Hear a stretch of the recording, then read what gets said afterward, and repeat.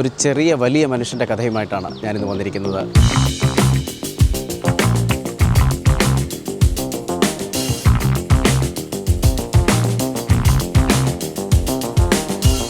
എൻ്റെ വിശപ്പ് മാറ്റിത്തന്ന ഒരുപാട് സുഹൃത്തുക്കൾ അന്യജാതിയിൽപ്പെട്ട സുഹൃത്തുക്കളാണ്.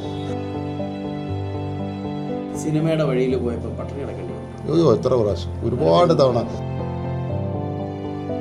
പോകുന്ന വഴിയിൽ എന്തെങ്കിലും തടസ്സങ്ങളൊക്കെ നേരിട്ടാൽ അല്പസമയം ഒന്ന് വിശ്രമിക്കും എന്നുള്ളതല്ലാതെ പുതിയൊരു വഴി തേടി കണ്ടുപിടിക്കാനൊന്നും ഇനി ശ്രമിക്കുന്നില്ല.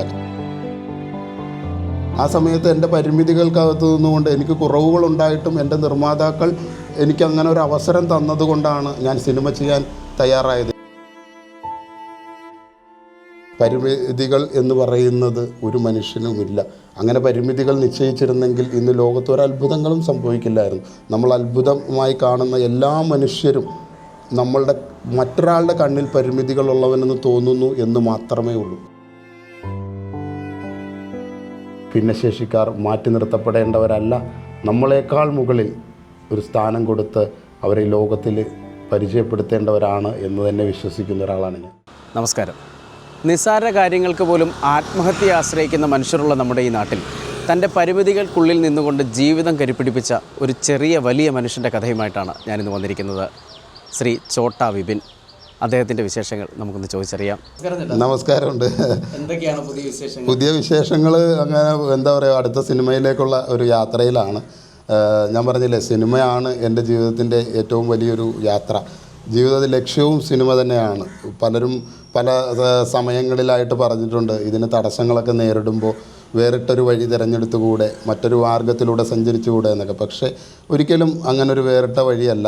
പോകുന്ന വഴിയിൽ എന്തെങ്കിലും തടസ്സങ്ങളൊക്കെ നേരിട്ടാൽ അല്പസമയം ഒന്ന് വിശ്രമിക്കും എന്നുള്ളതല്ലാതെ പുതിയൊരു വഴി തേടി കണ്ടുപിടിക്കാനൊന്നും ഇനി ശ്രമിക്കുന്നില്ല. കാരണം സിനിമയിൽ എന്തെങ്കിലുമൊക്കെ ആകണം, ലോകമറിയപ്പെടുന്ന വലിയൊരു മനുഷ്യനാവണം എന്നൊക്കെയുള്ള ആഗ്രഹം ചെറിയ പ്രായത്തിൽ തൊട്ട് തന്നെ മനസ്സിലുണ്ട്. ആ ആഗ്രഹങ്ങൾക്കും ആ മോഹങ്ങൾക്കും വേണ്ടിയിട്ടുള്ള കഠിനമായ പരിശ്രമത്തിലാണ്. അപ്പോൾ അത് ഒരു കാര്യം ചോദിച്ചിട്ട്, കഴിഞ്ഞ ദിവസം അടൂർ ഗോപാലകൃഷ്ണൻ എന്ന് പറയുന്ന മലയാള സിനിമയിലെ മഹാനായ ഒരു സംവിധായകൻ എന്ന് പറയപ്പെടുന്ന പറഞ്ഞു, ആർക്കും വന്ന് ചെയ്യാൻ പറ്റുന്ന ഒന്നല്ല സിനിമ, എങ്ങനെയും വന്ന് ചെയ്യാൻ പറ്റുന്ന ഒന്നല്ല സിനിമ, സിനിമയെക്കുറിച്ച് പഠിക്കണം, പഠിക്കാത്ത ഒരു സിനിമ ചെയ്യാൻ പറ്റില്ല എന്നൊക്കെ പറഞ്ഞ ഒരു ചർച്ച, കോൺക്ലേവുമായി ബന്ധപ്പെട്ട് ചർച്ച നടന്നു. ഒരു മുൻനിര ഗായികയായിട്ടുള്ള ഒരു യുവതിയെ അറിയില്ല, അവൾ ആരാണെന്നൊക്കെ ചോദിച്ചു വലിയ ചർച്ച നടന്നുകൊണ്ടിരിക്കുകയാണ്. എന്താണ് ബിപിൻ ചേട്ടൻ്റെ അഭിപ്രായത്തിൽ? എൻ്റെ അഭിപ്രായത്തിൽ ഇപ്പോൾ അടൂർ ഗോപാലകൃഷ്ണൻ സാറിനെ പോലുള്ള വലിയ അറിവുള്ളൊരു വ്യക്തി അത്തരത്തിലൊരു കാര്യം പറഞ്ഞത് അദ്ദേഹത്തിൻ്റെ ഒരു കാഴ്ചപ്പാടാണ്. പക്ഷേ ഇന്നത്തെ ഒരു പ്രധാന ഒരു പ്രശ്നമെന്ന് വെച്ച് കഴിഞ്ഞാൽ, ഇന്ന് എത്ര അറിവുള്ള വ്യക്തി ആയിക്കോട്ടെ, ഇപ്പോൾ ഒരു അധ്യാപകനാണെങ്കിൽ കൂടിയും അല്ലെങ്കിൽ ഒരു മീഡിയയിൽ വന്നിരുന്ന ഒരാൾ സംസാരിക്കുകയാണെങ്കിൽ കൂടിയും ഈ എല്ലാവരും പഴയ കാലത്തെ കൂട്ടല്ല, എല്ലാവർക്കും അതിന് അഭിപ്രായം പറയുവാനും എല്ലാവർക്കും അത് കാണുവാനും എല്ലാവർക്കും അത് മനസ്സിലാക്കുവാനും അവനവൻ്റേതായ അഭിപ്രായങ്ങൾ സോഷ്യൽ മീഡിയയിലൂടെ പ്രചരിപ്പിക്കുവാനും ആ അഭിപ്രായങ്ങൾ ശരിയാണോ തെറ്റാണോ എന്നറിയാതെ മറ്റുള്ളവർ അയാളുടെ അഭിപ്രായങ്ങൾക്കനുസരിച്ച് പിന്നീട് സംസാരിക്കുകയൊക്കെ ചെയ്യുന്നൊരു ലോകത്താണ് നമ്മൾ ജീവിക്കുന്നത്. അദ്ദേഹത്തെ പോലെ അറിവുള്ള ഒരാൾ എൻ്റെ ഒരു അഭിപ്രായത്തിൽ കുറച്ച് എന്താ പറയുക, ഒരു വലിയ രീതിയിൽ അത്തരത്തിലൊരു അഭിപ്രായത്തിലേക്ക് പോകണ്ടായിരുന്നു എന്നാണ് ഞാൻ പറയുന്നത്. കാരണം ഇത്തരം സിനിമയെക്കുറിച്ച് അറിവുണ്ട്, അറിവും വിവരവും ഇത് രണ്ടും ഒന്നാണോ? അല്ല. അറിവുള്ള ഒരാൾക്ക് ചിലപ്പോൾ എല്ലാ എന്താ പറയുക, വിവരമുണ്ടാകണമെന്നില്ല. നമ്മൾ എന്താ പറയുക, രണ്ട് കാര്യങ്ങളെ രണ്ട് രീതിയിൽ തന്നെ നമുക്ക് കാണേണ്ടി വരും. കാരണം ഒരു വ്യക്തി അറിവുള്ള ആളായതുകൊണ്ട് ചിലപ്പോൾ കാര്യങ്ങളെക്കുറിച്ച് കൂടുതൽ വിവരമുണ്ടാകണമെന്നില്ല. ഞാൻ അറിവുള്ള ഒരാളാണ്, പക്ഷേ അങ്ങനെ ഒരു അറിവുള്ള ആളാണെങ്കിൽ എനിക്ക് ചിലപ്പോൾ എല്ലാ വിഷയത്തിലും അത്തരത്തിൽ അറിവുണ്ടാകണമെന്നില്ല. എല്ലാത്തിലും പൂർണ്ണരായ ഒരാളെ നമുക്ക് കണ്ടെത്താനായിട്ട് കഴിഞ്ഞെന്ന് വരില്ല. ഇപ്പോൾ ഞാനീ പറഞ്ഞു വരുന്നൊരു വിഷയം, ഇന്നത്തെ സോഷ്യൽ മീഡിയയിലൂടെ നമ്മൾ കാണുന്ന എല്ലാ കാര്യങ്ങൾക്കും, ഇപ്പോൾ എനിക്കാണേലും ചേട്ടായിക്കാണേലും അഭിപ്രായം പറയുവാനുള്ളൊരു സ്വാതന്ത്ര്യമുണ്ട്. പക്ഷേ ഇത് കാണുന്ന ഓരോ വ്യക്തിയും ഈ പറയുന്ന കാര്യങ്ങളിൽ എത്രമാത്രം ശരിയുണ്ട് എന്ന് മനസ്സിലാക്കിക്കൊണ്ടല്ല അവർ സംസാരിക്കുന്നത്, അല്ലെങ്കിൽ അവരവരുടെ അഭിപ്രായങ്ങൾ കയറെടുക്കുന്ന ആ തരത്തിലുള്ളൊരു ലോകത്താണ് നമ്മൾ ജീവിക്കുന്നത്. ഇപ്പോൾ എനിക്ക് സിനിമ ചെയ്യാൻ പറ്റും എന്ന് എനിക്ക് പൂർണ്ണ ബോധ്യമുള്ളത് കൊണ്ടാണ് ഞാനൊരു സിനിമ ചെയ്യാൻ ഇറങ്ങിത്തിരിച്ചത്. എങ്ങനെയാണ് സിനിമയിലേക്ക് വന്നത്? ഞാൻ സിനിമയിലേക്ക് വരുന്നത് 2005 അത്ഭുത ദ്വീപ് എന്ന് പറയുന്ന സിനിമയിലൂടെയാണ് അഭിനയ രംഗത്തേക്ക് വരുന്നത്. ഈ സിനിമാ ജീവിതം ആരംഭിച്ചിട്ട് 20 വർഷം പിന്നിടുന്നതിന് ഏകദേശം ഒരു 18 വർഷം പിന്നിട്ടപ്പോഴേക്കും എനിക്കൊരു സിനിമ സംവിധാനം ചെയ്യണമെന്ന് തോന്നി. ആ സമയത്ത് എൻ്റെ പരിമിതികൾക്കകത്ത് നിന്നുകൊണ്ട് എനിക്ക് കുറവുകളുണ്ടായിട്ടും എൻ്റെ നിർമ്മാതാക്കൾ എനിക്കങ്ങനെ ഒരു അവസരം തന്നതുകൊണ്ടാണ് ഞാൻ സിനിമ ചെയ്യാൻ തയ്യാറായത്. ഇപ്പോൾ അടൂർ ഗോപാലകൃഷ്ണൻ സാറിനെ പോലുള്ളൊരു വലിയൊരു മനുഷ്യൻ ഞാൻ വളരെയേറെ സ്നേഹിക്കുകയും അദ്ദേഹത്തെ ഒരുപാട് ഇഷ്ടപ്പെടുകയും ചെയ്യുന്നു. അദ്ദേഹത്തിന് പറയുന്നത് പോലെ തന്നെ ഇപ്പോൾ സിനിമയ്ക്ക് വലിയൊരു പണം മുടക്കാൻ ഒരാൾ ആവശ്യമാണ്. അത്തരത്തിൽ എനിക്ക് പണം മുടക്കാൻ ഒരാൾ ആവശ്യമായി വന്നപ്പോൾ എൻ്റെ കുറവുകളെ ഞാൻ മറന്നു. ഞാൻ ചിലപ്പോൾ ഒരു ഭിന്നശേഷിക്കാരനായിരിക്കാം, അല്ലെങ്കിൽ ഒരു ഏറ്റവും താഴേക്കിടയിലുള്ള ജീവിതം നയിക്കുന്ന ഒരാളായിരിക്കാം. ചിലപ്പോൾ എൻ്റെ കുടുംബാന്തരീക്ഷം എൻ്റെ കുടുംബാന്തരീക്ഷം വളരെ ദാരിദ്ര്യം നിറഞ്ഞതായിരിക്കാം. പക്ഷേ എന്ന് പറഞ്ഞതുകൊണ്ട് എനിക്ക് കലയിൽ അല്ലെങ്കിൽ എനിക്കൊരു സ്വാതന്ത്ര്യമില്ല എന്നൊന്നും ഞാൻ വിശ്വസിക്കുന്നില്ല. എനിക്ക് ശക്തമായ രീതിയിൽ എനിക്ക് ലോകത്തോട് വിളിച്ചു പറയാനുള്ള കാര്യങ്ങൾ ഞാൻ വലിയൊരു മനുഷ്യനായതിന് ശേഷമേ എനിക്ക് പറയാൻ സാധിക്കൂ എന്ന് ചിന്തിക്കുന്ന ഒരാളല്ല ഞാൻ. എൻ്റെ ചിന്തകളും എൻ്റെ ആശയങ്ങളും നാളെ ലോകത്തോട് വിളിച്ചു പറയണമെന്ന് എനിക്ക് തോന്നിയാൽ എനിക്കതിന് ഉള്ള ഏറ്റവും വലിയ മാധ്യമമാണ് സിനിമ എന്ന് പറയുന്നത്. പഠിക്കാതെ ചെയ്യേണ്ട ഒന്നാണോ? പഠിച്ചിട്ട് ചെയ്യേണ്ട കാര്യമാണ്. പക്ഷേ എനിക്കെന്തെങ്കിലും പോരായ്മകളും കുറവുകളും ഉണ്ടെങ്കിൽ അതിനനുസരിച്ച് അതുമായി ബന്ധപ്പെട്ട ആളുകളെ കൂടെ ചേർത്ത് നിർത്തിക്കൊണ്ട് സിനിമ പൂർത്തിയാക്കാൻ ശ്രമിക്കുന്ന കൂടെ കൂട്ടിയോജിപ്പിച്ച് കൂട്ടായ്മയിൽ. അതെ, ഒരാൾക്ക് ഒരിക്കലും ഒറ്റയ്ക്കൊരു സിനിമ ഉണ്ടാക്കിയെടുക്കാൻ സാധ്യമല്ല. കാരണം ഒരു സിനിമയുടെ ലൊക്കേഷനിൽ നിങ്ങൾ ചെന്ന് കഴിഞ്ഞാൽ അറിയാൻ പറ്റുന്നൊരു കാര്യം, 60-70 പേരോളം വർക്ക് ചെയ്യുന്ന മേഖലയാണ് സിനിമ എന്ന് പറയുന്നത്. അവിടെ ഓരോരുത്തരും ഓരോ രീതിയിൽ നിന്നുകൊണ്ട് ഒരുമിച്ച് ഒരു കുടക്കീഴിൽ നിന്ന് പ്രവർത്തിക്കുന്നത് കൊണ്ടാണ് ഒരു സിനിമ ഉണ്ടാകുന്നത്. അത് ഇന്നയാൾക്ക് മാത്രമേ ചെയ്യാൻ അവകാശമുള്ളൂ, ഇന്നയാൾ മാത്രമേ സിനിമ ചെയ്യാവൂ എന്നൊന്നുമില്ല.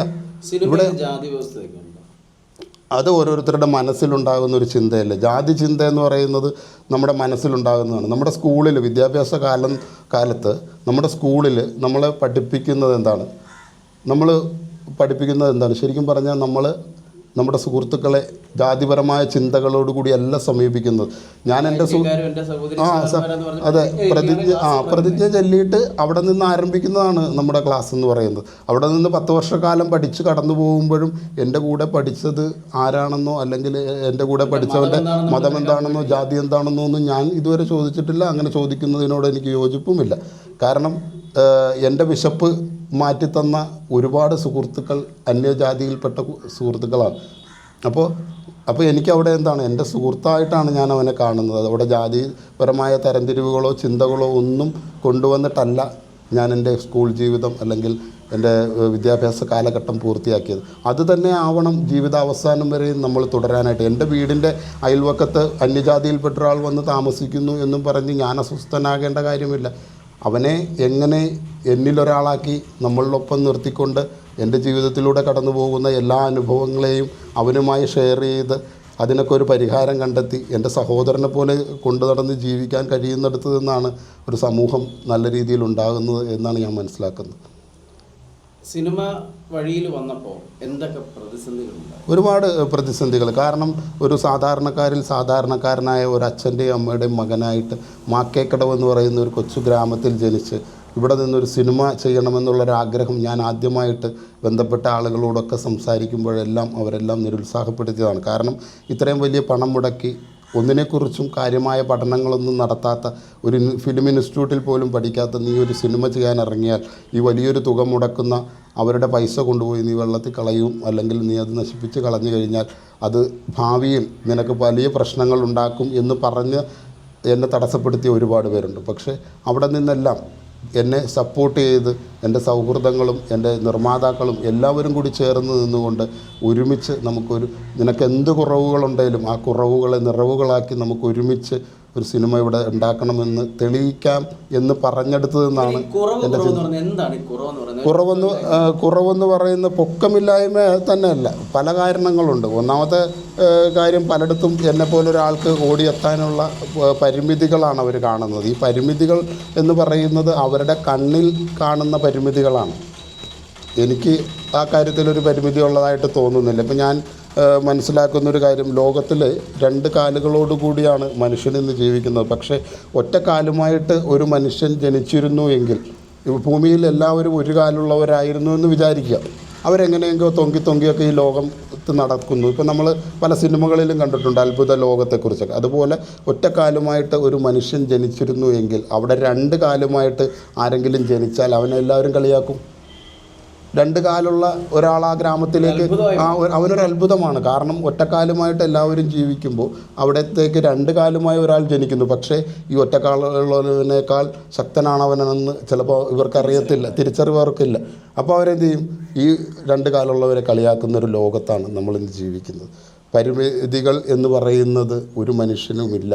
അങ്ങനെ പരിമിതികൾ നിശ്ചയിച്ചിരുന്നെങ്കിൽ ഇന്ന് ലോകത്ത് ഒരത്ഭുതങ്ങളും സംഭവിക്കില്ലായിരുന്നു. നമ്മൾ അത്ഭുതമായി കാണുന്ന എല്ലാ മനുഷ്യരും നമ്മളുടെ മറ്റൊരാളുടെ കണ്ണിൽ പരിമിതികളുള്ളവനെന്ന് തോന്നുന്നു എന്ന് മാത്രമേ ഉള്ളൂ. എത്ര സമയം എടുത്തു ആദ്യത്തെ സിനിമ പുറത്തിറങ്ങാൻ? 1.5 വർഷം. സിനിമയുടെ പേര് പോർക്കളം. ഒരു പോർക്കളത്തിലേക്ക് ഇറങ്ങായിരുന്നു. പോർക്കളം പേര് പോലെ തന്നെ. കാരണം സ്ക്രിപ്റ്റിൻ്റെ ഇത് കഴിഞ്ഞ് പേരൊക്കെ ഇട്ട് വന്നപ്പോൾ തന്നെ ആ പോർക്കളം പോലെ തന്നെയുള്ള അനുഭവമായിരുന്നു. കാരണം തൊടുന്നെടുത്ത് പ്രശ്നങ്ങളായിരുന്നു. പക്ഷെ അതെല്ലാം പരിഹരിച്ച് അപ്പോഴും ഞാൻ മനസ്സിലാക്കുന്നത് ഒരു റുബിക്സ് ക്യൂബിനെ നമ്മൾ ക്ഷമയോടുകൂടി പരിഹരിക്കപ്പെടുന്നത് പോലെ തന്നെ നമ്മുടെ ലൈഫിലെ എല്ലാ പ്രശ്നങ്ങളെയും നമുക്ക് അനായാസം പരിഹരിക്കാവുന്നേ ഉള്ളൂ. പക്ഷേ ഒരു കാര്യം മനസ്സിലാക്കുക, എനിക്ക് പുതിയ തലമുറയിലുള്ളവരോടും അവരുടെ മാതാപിതാക്കളോടും പറയുന്നത്, പ്രശ്നങ്ങളില്ലാത്ത ഒരു ജീവിതം സ്വപ്നം കണ്ടുകൊണ്ട് നിങ്ങൾ ഒരിക്കലും ഈ ഭൂമിയിൽ ജീവിക്കാൻ ആഗ്രഹിക്കരുത്. ആ പ്രശ്നങ്ങളിൻ്റെ അകത്ത് നിന്നുകൊണ്ട് ആ പ്രശ്നങ്ങളെ പരിഹരിക്കാൻ നിങ്ങൾക്ക് സാധിക്കുന്ന തരത്തിൽ നിങ്ങളുടെ ജീവിതത്തെ മെച്ചപ്പെടുത്തുക എന്നുള്ളത് മാത്രമാണ് നിങ്ങൾക്ക് ചെയ്യാനുള്ളൊരു കാര്യം. നമ്മൾ മനസ്സിലാക്കേണ്ട ഒരു കാര്യം, എല്ലാ മനുഷ്യർക്കും കഴിവുകളുണ്ട്. തൊട്ടടുത്ത വീട്ടിലെ കുട്ടിയെ നോക്കിക്കൊണ്ട് നമ്മളൊരിക്കലും നമ്മുടെ കുഞ്ഞിനെ വളർത്തരുത്. ഞാൻ എപ്പോഴും പറയുന്നൊരു കാര്യമാണത്. കാരണം അവൻ ചിലപ്പോൾ 100 മാർക്ക് വാങ്ങിക്കുന്നുണ്ടാവും. പക്ഷേ ആ 100 മാർക്ക് നിങ്ങളുടെ മകന് 2 മാർക്ക് വാങ്ങിക്കാൻ കഴിവുള്ളെങ്കിൽ ആ 2 മാർക്കിന് പ്രോത്സാഹനം കൊടുത്തുകൊണ്ട് നാളെ 98 മാർക്ക് കൂടി എങ്ങനെ അവനെ കൊണ്ട് മേടിക്കാം എന്നുള്ളതിനെക്കുറിച്ച് വേണം ചിന്തിക്കാൻ. ഒന്നിനോടും താരതമ്യപ്പെടുത്താതെ അല്ലെ കമ്പയർ ചെയ്യാതെ നമ്മൾ അവരെ വളർത്തുക. ഇപ്പോൾ ഈ പറഞ്ഞല്ലോ പ്രതിസന്ധികൾ ജീവിതത്തിൽ വരുന്നുണ്ടെന്ന് പറഞ്ഞല്ലോ. എൻ്റെ ഒരു സുഹൃത്തൊരിക്കലും എന്നെ വിളിച്ചിട്ട് പറഞ്ഞു, സാമ്പത്തികമായി വളരെ പ്രശ്നത്തിലാണ്, ആത്മഹത്യയുടെ വക്കിലാണ്. എനിക്ക് ഈശ്വരന്മാരോടും പ്രകൃതിയോടും ഒക്കെയുള്ള വിശ്വാസം പോയി, സൗഹൃദങ്ങളോടുള്ള വിശ്വാസം പോയി, ഞാൻ ആത്മഹത്യ ചെയ്യാൻ തീരുമാനിച്ചു. അത്തരത്തിൽ നിൽക്കുന്ന മാനസികാവസ്ഥയിലുള്ള ആയിരക്കണക്കിന് ആളുകളുണ്ട്. നമ്മളവരോട് ഒത്തിരി വർത്തമാനങ്ങളൊക്കെ പറഞ്ഞെങ്കിൽ പോലും അവരെ അതിൽ നിന്ന് പിന്തിരിപ്പിച്ചു എങ്കിൽ പോലും ഇപ്പോഴും അതേ മാനസികാവസ്ഥയിൽ തുടരുന്ന ആയിരക്കണക്കിന് ആളുകളുണ്ട്. ഇതിനോടുള്ള വിശ്വാസം നഷ്ടപ്പെട്ടു.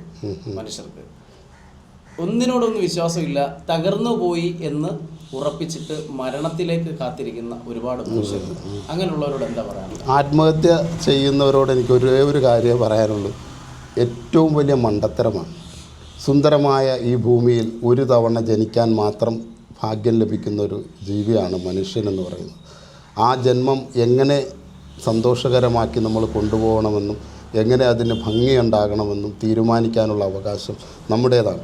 പിന്നെ ഇപ്പം ഞാൻ കണ്ടുവരുന്ന പത്രമാധ്യമങ്ങളിൽ നിന്നൊക്കെ അറിയാൻ കഴിയുന്നൊരു കാര്യം, ഈ ആത്മഹത്യയുടെയൊക്കെ പ്രധാന കാരണം നമ്മൾക്ക് എന്താണോ ഉള്ളത് അതിനേക്കാൾ വലിയൊരു രീതിയിൽ നമ്മൾ മറ്റുള്ളവരെ കാണിച്ചു കൊടുക്കാൻ ശ്രമിക്കുമ്പോഴാണ് നമ്മൾ ജീവിതത്തിൽ പരാജയപ്പെടുന്നത്. ഇപ്പോൾ ഒരു മനുഷ്യന് ഇപ്പോൾ ഞാൻ കാണുന്നൊരു കാഴ്ച, നമ്മളായി ജീവിക്കുവാൻ വേണ്ടിയിട്ട് നമുക്ക് വലിയ കഷ്ടപ്പാടൊന്നുമില്ല. പക്ഷെ നമ്മൾ ആരാണെന്ന് മറ്റുള്ളവരെ ബോധ്യപ്പെടുത്താൻ വേണ്ടിയിട്ട്, അതായത് വേറൊരാളെ ബോധ്യപ്പെടുത്താൻ വേണ്ടി നമ്മൾ ജീവിക്കുന്നിടത്താണ് ഈ പരാജയങ്ങളൊക്കെ സംഭവിക്കുന്നത്. 4 കാർ വാങ്ങിക്കും. അപ്പോൾ അങ്ങനെ ഒരു രീതിയിലാണ് ഈ പ്രശ്നങ്ങളൊക്കെ തുടങ്ങുന്നത്. ഇപ്പോൾ എൻ്റെ അച്ഛന് 100 രൂപയെ വരുമാനമുള്ളെങ്കിൽ ആ 100 രൂപയുടെ വരുമാനത്തിനകത്ത് നിന്നുകൊണ്ട് എങ്ങനെ എൻ്റെ ജീവിതം മുന്നോട്ട് കൊണ്ടുപോകാം എന്ന് നമ്മൾ ചിന്തിക്കുന്നിടത്ത് നിന്നാണ് നമ്മുടെ ജീവിതത്തിൽ ഒരു മാറ്റം ഉണ്ടാകുന്നത്. സ്കൂളിലെ ഈ പഠന രീതിയിൽ ലൈംഗിക വിദ്യാഭ്യാസത്തിന് പ്രാധാന്യം കൊടുക്കേണ്ടതുണ്ടോ? തീർച്ചയായിട്ടും. കാരണം കുഞ്ഞുങ്ങൾ അവർക്ക് ആ ഒരു പ്രായത്തിൽ അറിയേണ്ട കാര്യങ്ങൾ, ഇപ്പോൾ നമ്മുടെ പണ്ട് ഇപ്പോൾ കുടുംബ സ്ഥിതിയെക്കുറിച്ചൊക്കെ നമ്മൾ പറഞ്ഞു. ആ കാലഘട്ടത്തിൽ എന്നൊക്കെ പറഞ്ഞു കഴിഞ്ഞാൽ കുടുംബത്തിലെ മുതിർന്ന അമ്മമാർ, സഹോദരിമാരൊക്കെയാണ് പുതിയ കുട്ടികളോട് ഇതിനെക്കുറിച്ചുള്ള അറിവുകളും കാര്യങ്ങളുമൊക്കെ പകർന്നു കൊടുത്തേണ്ടിരുന്നത്. എന്നാൽ ഇന്ന് ആ ഒരു രീതിക്കൊക്കെ മാറ്റം വന്നിട്ട് അവർ സ്വയം തൻ്റെ സുഹൃത്തിനോടോ അല്ലെങ്കിൽ മറ്റുള്ളവരോടൊക്കെ യാതൊരു ബന്ധവുമില്ലാത്ത യാതൊരു അറിവുമില്ലാത്ത ആളുകളുമായിട്ടൊക്കെ ചർച്ച ചെയ്തിട്ട് അവരുടെ ജീവിത രീതികളങ്ങ് മാറി തുടങ്ങിയിരിക്കുകയാണ്.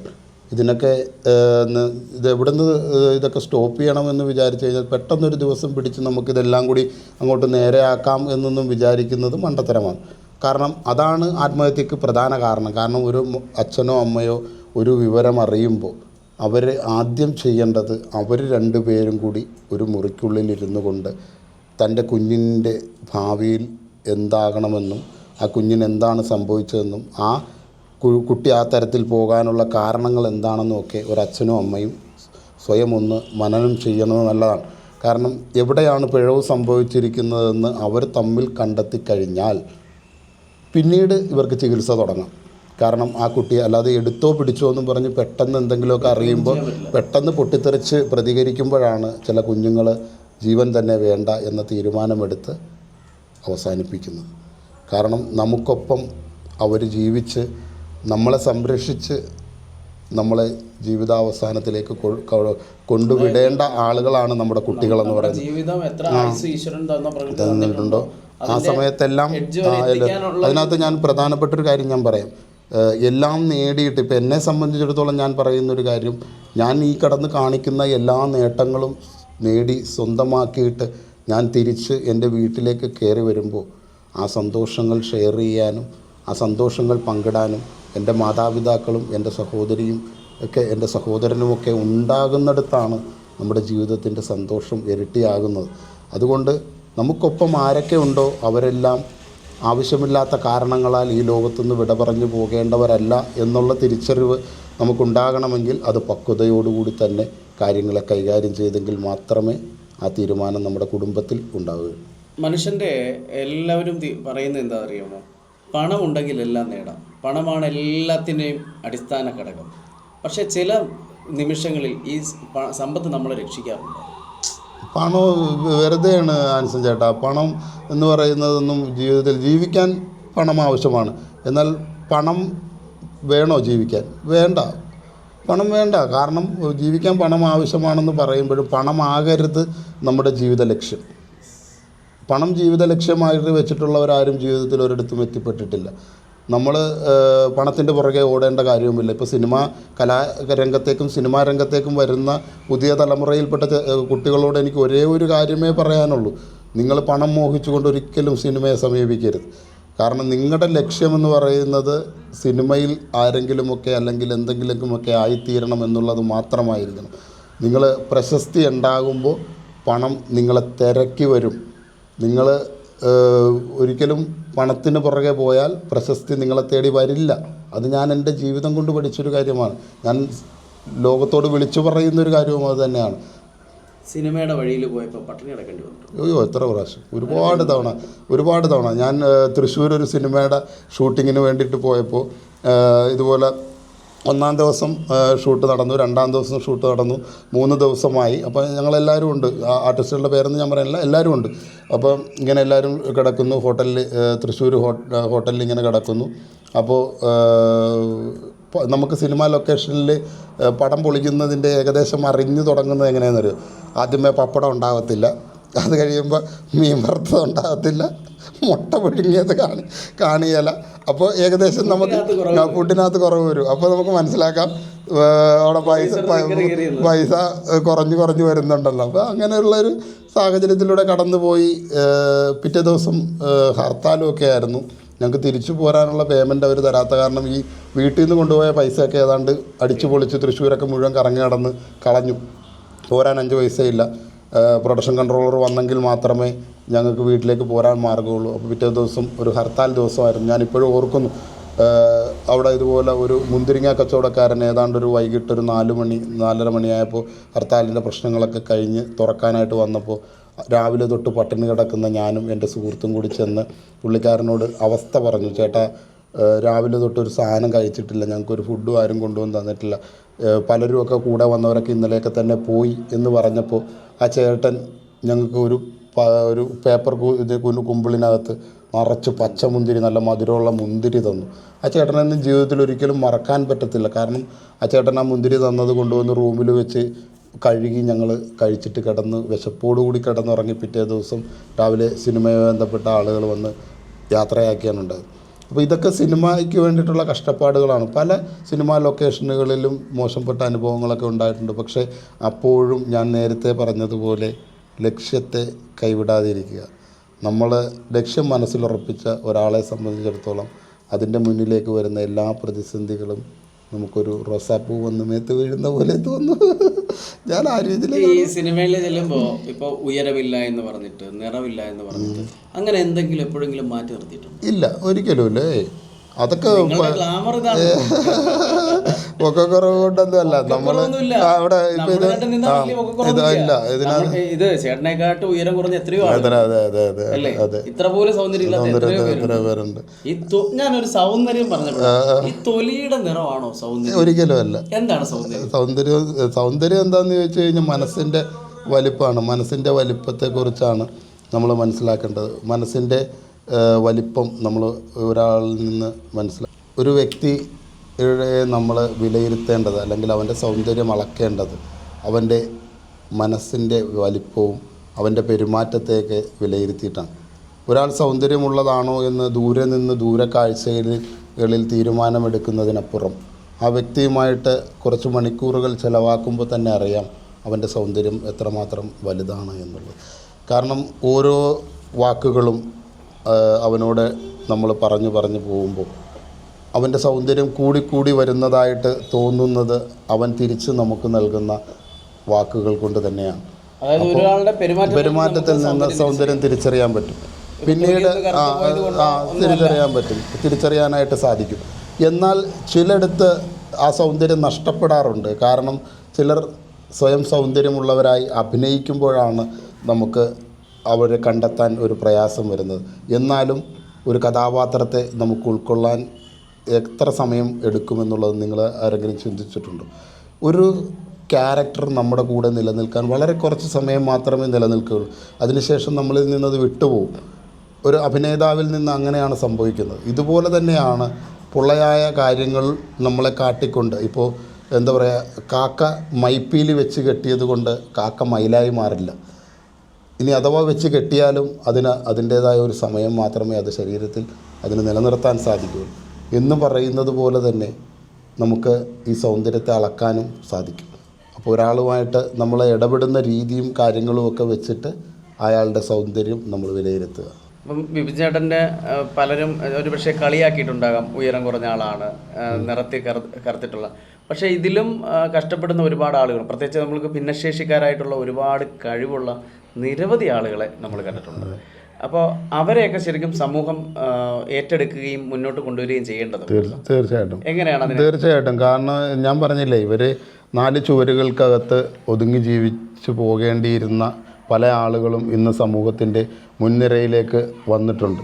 അത് നമ്മുടെ സർക്കാരിൻ്റെ വലിയൊരു ഇടപെടലും വലിയ രീതിയിലുള്ള എന്താ പറയുക പ്രോഗ്രാമുകളൊക്കെ അവർക്ക് വേണ്ടി സംഘടിപ്പിച്ചതിൻ്റെയൊക്കെ അടിസ്ഥാനത്തിലാണ് അവരിന്ന് വലിയ രീതിയിൽ അറിയപ്പെടുന്ന ആളുകളൊക്കെ ആയിട്ട് മാറിയത്. ലോകത്തെ അത്ഭുതപ്പെടുത്തിയ ഒരുപാട് ഭിന്നശേഷിക്കാരുണ്ട്.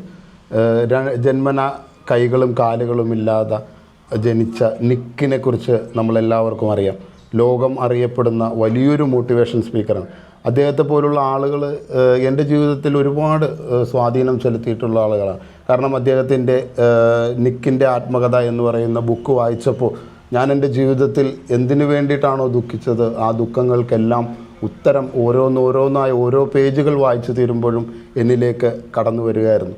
ഇന്ന് ഞാൻ വളരെ ആത്മവിശ്വാസത്തോടുകൂടി ജീവിക്കുന്നതിൻ്റെ പിന്നിൽ ആ ഭിന്നശേഷിക്കാരനായ എൻ്റെ സുഹൃത്ത് തന്നെയാണ്.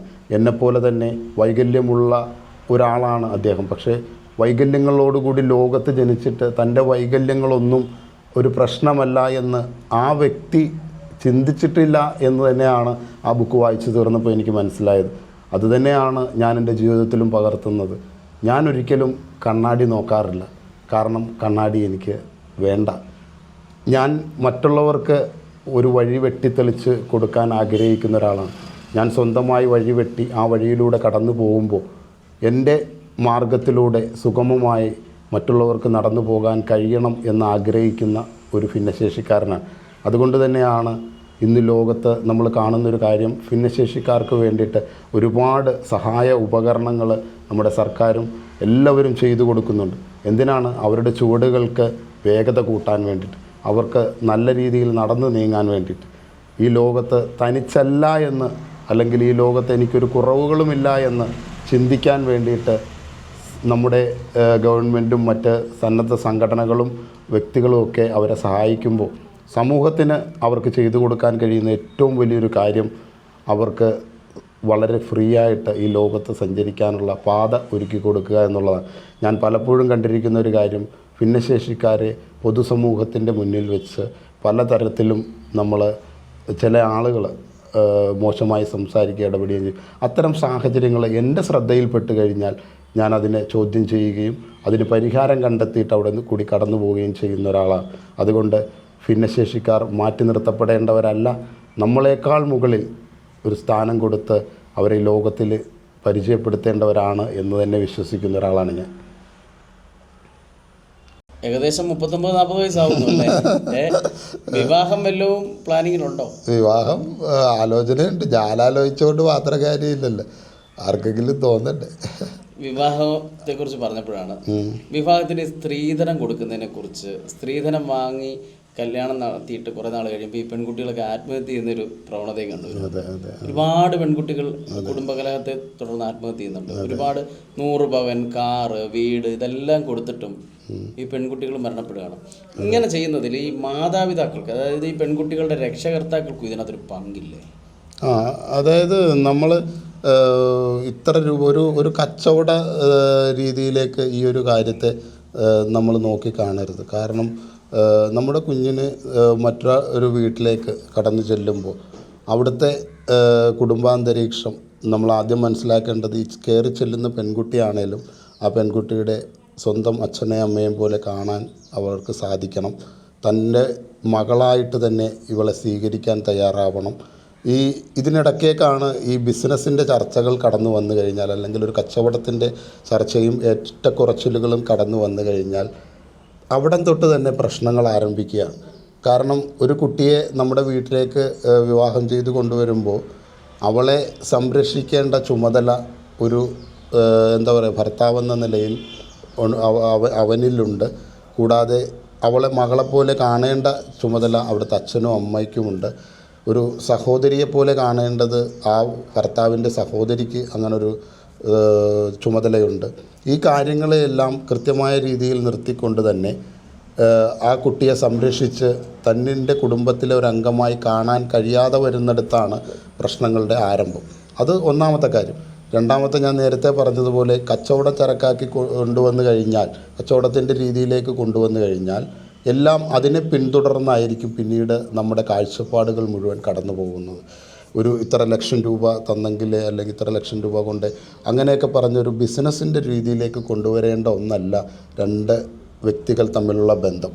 രണ്ട് കുടുംബാന്തരീക്ഷത്തിൽ ജീവിക്കുന്ന രണ്ട് വ്യക്തികൾ തമ്മിൽ ചേരുന്ന ഒരു വലിയൊരു എന്താ പറയുക, രണ്ട് കുടുംബങ്ങൾ, വ്യത്യസ്തമായ കുടുംബാന്തരീക്ഷത്തിൽ ജീവിക്കുന്ന രണ്ട് കുടുംബങ്ങൾ തമ്മിൽ ഒന്നിക്കുന്ന വലിയൊരു കർമ്മമായിട്ട് തന്നെ നമ്മളതിനെ കാണണം. അവിടെ സ്നേഹം നഷ്ടപ്പെട്ടു പോകുന്നുണ്ട് ഈ കച്ചവടം അതിനിടക്ക് കടന്നു വരുമ്പോൾ.